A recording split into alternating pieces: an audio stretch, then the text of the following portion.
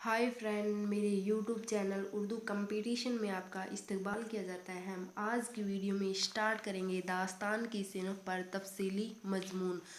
तो हमारा आज का टॉपिक है दास्तान की सिनफ पर तफसीली मजमून। तो चलिए दोस्तों स्टार्ट करते हैं। इंसानी हयात व कायनात में मुख्तलिफ हालात व वाक़ियात रोनुमा होते रहते हैं। इंसान इनको अपने शऊर और अपने मिजाज के मुताबिक पेश करता है। इसी का नाम कहानी है। जब इंसान ने समाजी और दुनियावी एतबार से अपना मयार बुलंद किया तो ये इस बात का सबूत था कि इसके इल्म व शऊर में तरक्की पैदा हो गई। इस तरक्की का सिलसिला जारी रहा और कहानी के लिए नए नए मौज़ूआत सामने आए और नया नया मवाद मुहैया होने लगा। इस तरह कहानी कभी हिकायत, कभी ड्रामा, कभी नॉवेल, कभी अफसाना और कभी दास्तान की शक्ल में पेश होने लगी। इंसान दरअसल अपने साथ गुजरे हुए हालात व वाक़ियात, अपने तजर्बात, मुशाहिदात मुख्तलिफ लोगों तक पहुँचाने की कोशिश करता है। यही तमन्ना कहानी को हरकत में लाती है। जब इंसान अपने साथ दूसरों को शरीक करना चाहता है तो वो दिलचस्प और असरदार तरीके से अपनी बातें बयान करता है ताकि सुनने और पढ़ने वाले ऐसी तासीर महसूस करें जो खुद इसने महसूस की थी। गोया अपनी बातों को दिलचस्प ढंग से पेश करना ही कहानी के फ़न की खूबी है। इंसान के बाशऊर होते ही कहानी का आगाज़ भी हो गया था। बाशऊर होते ही इसकी फितरत में कहानी सुनने और सुनाने का जज्बा पैदा हो गया था। इसी कहानी की एक अदबी शक्ल का नाम दास्तान है। अदबी नुक्ताए नज़र से दास्तान नशरी की इस सिन्फ को कहते हैं जिसमें मुतफरक अफकार व ख़यालात, हैरान कर देने वाले माफूक अलफ़ितरत उनाशरों, इश्क व मोहब्बत और हुस्न व जमाल की जादूगरी और रंगीनी हो। तरह तरह के वाक़ियात के मुख्तलिफ कैफियत हो, कहीं सादगी, कहीं पेचीदगी हो, अंदाज़े बयान की कशिश और लताफत हो, और इसका मकसद ये हो कि पढ़ने वालों को खुशी और ताजगी का सामान फराहम किए जाएं। जब से दास्तान गोई का सिलसिला शुरू हुआ तो आम तौर से उर्दू दास्तान निगारों ने 6 अजदाए तरकीबी को मद्देनज़र रखकर दास्तानें लिखी है।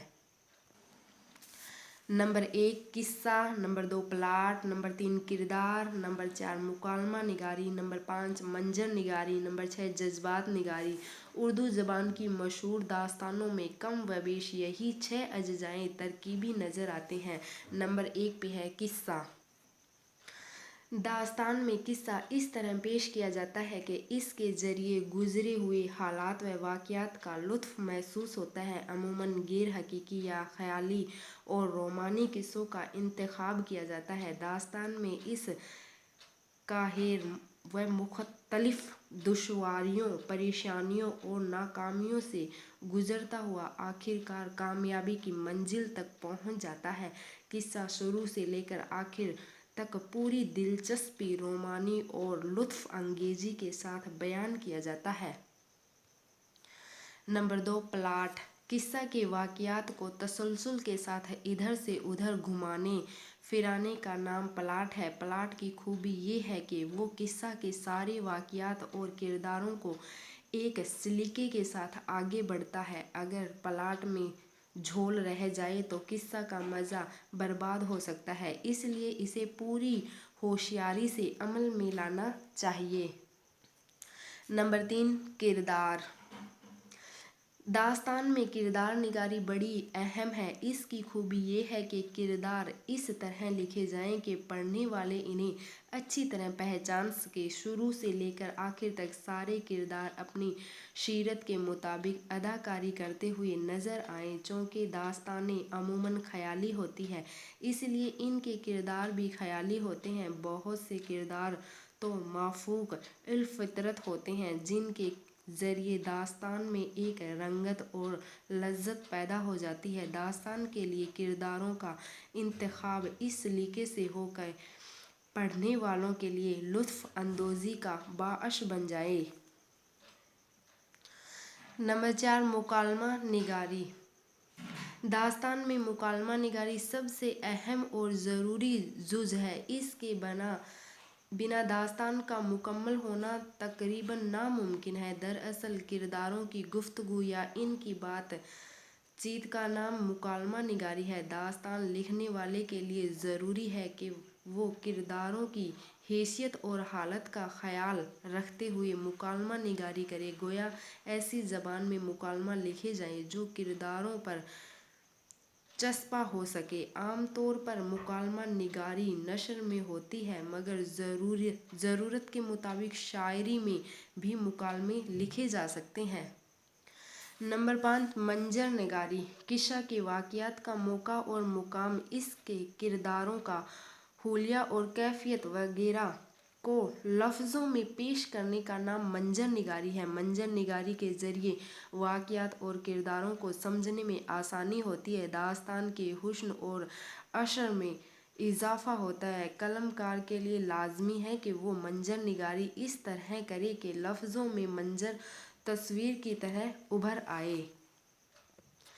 नंबर 6, जज्बात निगारी। दास्तान के किस्से में कई किरदार होते हैं। इनके अलग अलग मौक़ों पर मुख्तलिफ जज्बात होते हैं।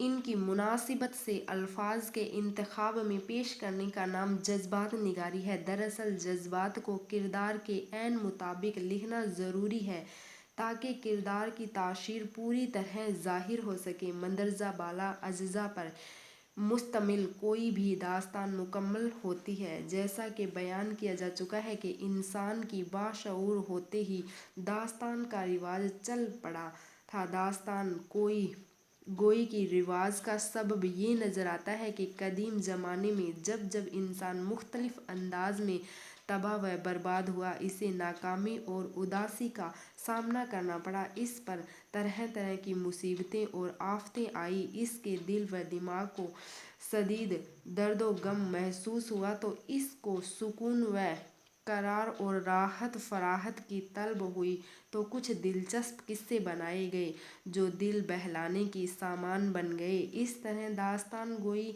सैकड़ों साल तक राहत फराहत का ज़रिया बनी रही। अवामी ज़िंदगी से लेकर शाही दरबारों तक दास्तान का चलन चलता रहा। इंसानी ज़िंदगी में इनकलाबात आए, इनके असर से अदब में भी बगा है तब्दीली आती रही। अदब की असनाफ की कदरें बदली, तौर तरीके बदले।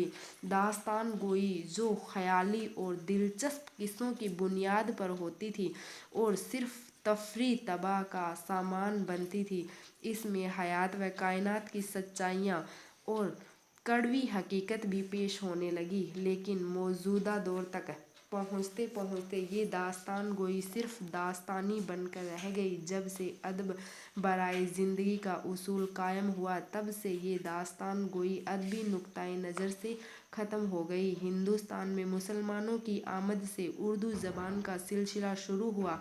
धीरे धीरे इसने तरक्की की रास्ते पे कदम बढ़ाए। सैकड़ों साल की मेहनत व मुशक्क़त के बाद ये ज़बान इस लायक हुई कि इसमें अदबी लिहाज से लिखा जा सके।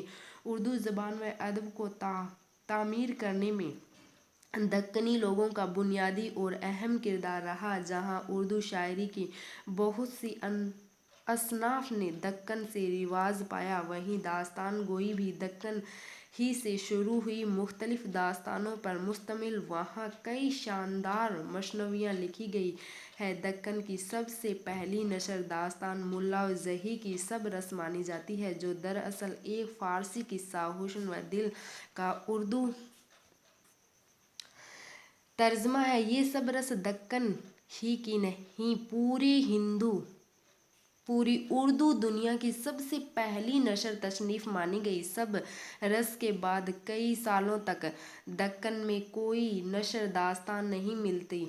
शुमाली हिंद में उर्दू की सबसे पहली और बाकायदा नशरी दास्तान अता हुसैन तहसीन की नौ तर्जी मर्शिया से तहसीन ने इस हज़रत अमीर खुसरो की फ़ारसी किस्सा चार दरवेश का उर्दू में तर्जमा करके लिखी थी, जैसे बाद में मीर अमन ने सादा नशर में बागो बहार के नाम से तर्जमा किया था। दरअसल 18वीं सदी में दास्तान गोई का रिवाज तो आम हो चुका था, मगर बाकायदा तसनीफ़ व तालीफ अता हुसैन तहसीन की नो तर्जी मरसा से शुरू हुई है। फोर्ट विलियम कॉलेज के क़याम से उर्दू दास्तान गोई का ख़ास मकबूलियत मिली है। 19वीं सदी के आखिर तक उर्दू की कई दास्तानें वजूद में आ चुकी थी। फोर्ट विलियम कॉलेज की बदौलत आसान और आम फहम उर्दू नशर की कद्र व अहमियत तस्लीम की गई।